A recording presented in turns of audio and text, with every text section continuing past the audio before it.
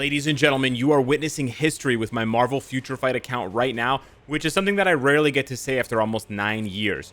What you're seeing here is me doing some initial testing on stage 90 of Mephisto. I know it's taken me a long time to get here. I know other content creators have been beating 99 for months now, but for me, this is a big deal. I just got to stage 90, but I decided to do it with not one, not two, not three, but 4 different teams. That's right, your boy's gonna go 4 for 4. Literally almost clearing an entire restriction worth of stages in 1 day of clears. And these are not practice clears. I'm climbing 90, 91, 92, 93. And you know what? I could have got to 94 if it wasn't for that pesky Black Widow that I, completely stripped of all her gear. But we'll talk about that later. So what you're seeing here is tests with Spider-Gwen, Gamora, Shadow Shell, and of course my tier 4 Luna. What I think is really special about this video, and by the way, this is all pre-recorded footage, what's really special is that it's not just, doing one stage with a bunch of different teams. It's actually climbing. So what I actually had to do, and why this initial testing is important, is I had to figure out which of the teams was weakest. Not only did I have to figure out which of the teams was weakest, which surprised me because it was Shadow Shell, but I also had to divide all of my supports. Now, as you can see there, the speed female support is heavy, or the speed female tag is heavy with supports and leadership. So I wasn't, like scraping the bottom of the barrel here, but at the same time, I did have to use characters like Echo.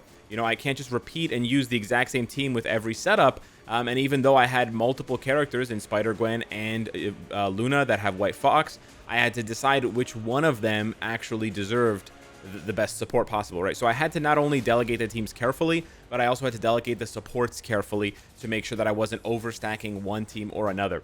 In hindsight, if I had to do this again, I probably could have done it with a Black Widow team as well, if I had given her a Mighty Rage or like an Energy or something like that, and if I had just not given Luna anything. I genuinely think Luna could have blown through that stage without any support whatsoever, and I only gave her Wave, so I wasn't giving her a lot of support anyways. But yeah, taking a look here at this first clear with Shadow Shell. By the way, all these clears are at 150% speed, so the video is not too long. I apologize for that, but it's still watchable. It's not completely unwatchable. But this one really surprised me that Shadow Shell was the slowest. I know she is the sort of oldest character, so it sort of makes sense chronologically that she would be quote-unquote the weakest, but she has a Mighty Judgment, and I really thought the Mighty Judgment would help her catch up a little bit and not be outpaced so much. Now, she's not outpaced like in a crazy way, but I just thought that the Mighty Judgment would do better, and, people were raving, and I rightfully so raving about how strong she was at level 80, and it basically just goes to show you how strong the other speed females were, or sort of are at level 80 as well, because like I said, Luna's my only tier 4,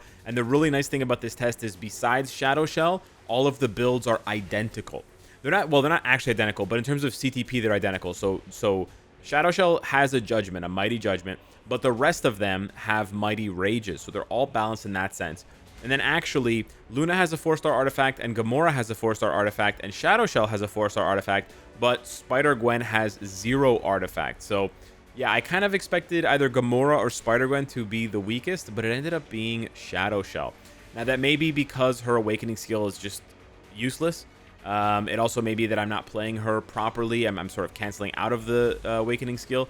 But in my opinion, and in my experience, and my recollection, the awakening skill for the Warriors of the Sky is really bad. It's really bad. It's really slow. It takes a long time, the animation, and the damage is not very good. Maybe I could have done this a little bit faster if I had properly utilized it instead of just canceling out of it for the buffs.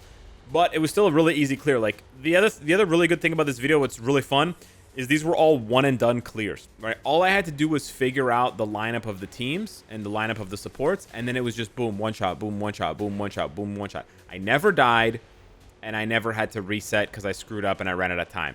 The rewards are not very satisfying. That's why I want to show you the rewards at the end. I also want to show you so that you know this is not a training video or whatever where I shot these on different days. This is all just continuous footage. So we just cleared 90. Now we're on to 91. You can see it's a completely different team.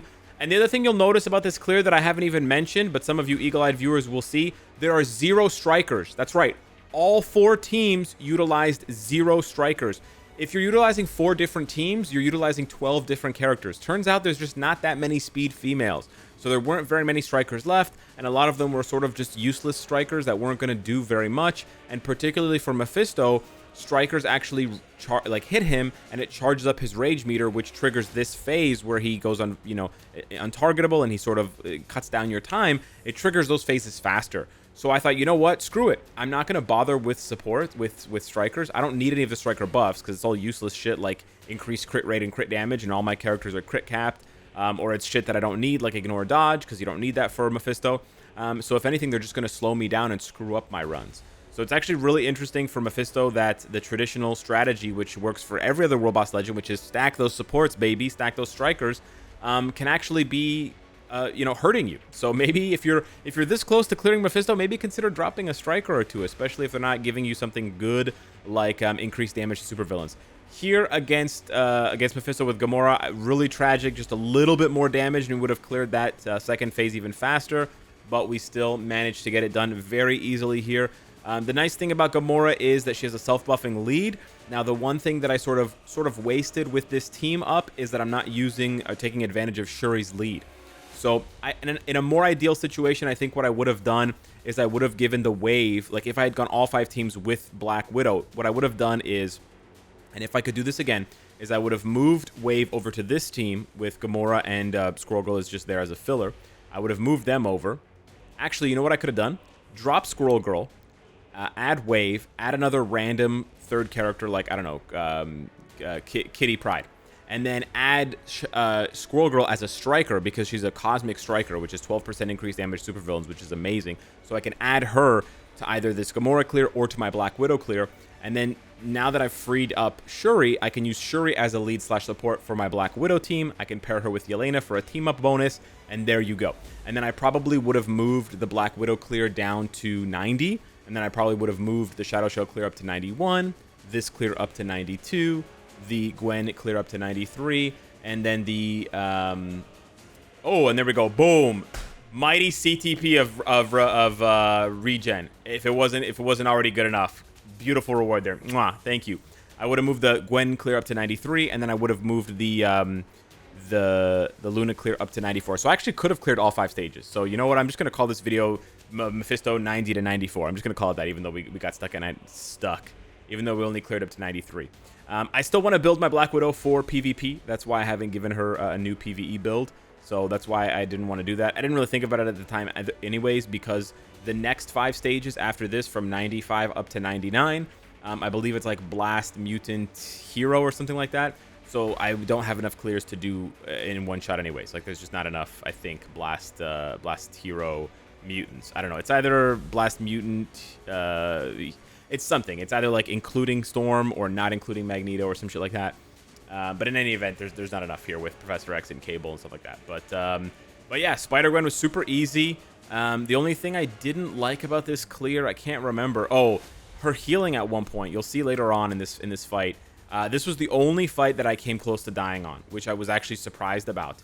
Now, Spider-Gwen ended up getting sort of the luck of the draw. Not the luck of the draw, but, you know, for sure Luna didn't need White Fox. So, right, we give Spider-Gwen White Fox. And then Elsa coming through with the lead, the 30% physical attack lead actually being useful. I needed I genuinely, legitimately needed a leadership because I had used Echo, we had used Shuri, and we had used Wave. So really funny to see Elsa Bloodstone actually still giving my account value. And again, that's the sort of thing that makes, in my opinion, this video so much more special than if I were to just clear up to stage 94 and then show you, hey, you know, here's these 4 different speed females with the same identical team, right? I'm gonna give their best team Shuri and Wave, or Shuri and White Fox, and we're just gonna clear 94 4 times, right? Rather than doing that, showing you these different teams, utilizing more of my roster. I think this is so much more satisfying and fun, and it almost gives me the idea. I hate giving ideas because, you know, the devs rarely implement them, but it'd be really cool if you could get better rewards, right? If you cleared 5 consecutive stages of a boss rather than clearing the same stage over and over again. If you cleared multiple consecutive stages within the same restriction, if it were to give a small multiplier, like just a 10% multiplier to your rewards, and then it stacks up to 12%, and then 15, and then 18, and then 20% on the last clear, right? Something like that, just to showcase how, or just to reward players who can utilize their whole roster rather than just a small portion of the roster. So finally, we come to Luna Snow. This was such an easy clear. Just absolutely... Oh, we completely flew by that part in the Spider-Gwen fight where I almost died. But yeah, Spider-Gwen's healing. A little bit sussy there. A little bit sussy, but it's okay. It's because he was doing that purple bullshit X attack over and over again. But yeah, this thing was just way too easy. I screwed up the rotation halfway through, and she just powers through it. So she could have easily done this with no lead at all. If you're wondering why Arrow is there, Arrow has a team up with both Luna and Wave. So you double dips, you get an extra 10% energy attack. It's really nice. So the leadership basically amounts to 35%, which is awesome. We were so close to doing enough damage. And look at that. He comes out of iframe in between these little spins. So as he's coming out of iframe, he actually gets hit by Luna's lingering skills. So it takes out a bit more of his HP off from the second bar, which I thought was really funny. But yeah, this was super duper easy. And like I said, in hindsight, I think she could do this without any team up at all. So it's actually pretty crazy. If you just stack your cards and then get some tier 4s, you can climb all the way to the top of some world bosses now without any strikers or any supports whatsoever. It's actually bonkers. Like, it's actually crazy how much power there is in the game. And that's not even considering team up collection. Imagine how much stronger Luna could be if she had a 10% more Pierce team up collection like Cable has right now, like Wolverine, like Venom has right now, Dr. Octopus, Storm, Moon Knight, Doctor Strange, etc. So yeah, that's the clear. I wish the rewards were better, but what can I tell you? Hit me up in the comments down below. Let me know what you think of this video. I'm really proud of myself. I'm really happy with the results. I want to know from you what you think. Thank you so much for watching. Smash the like button, and I'll see you in the next one. Take care.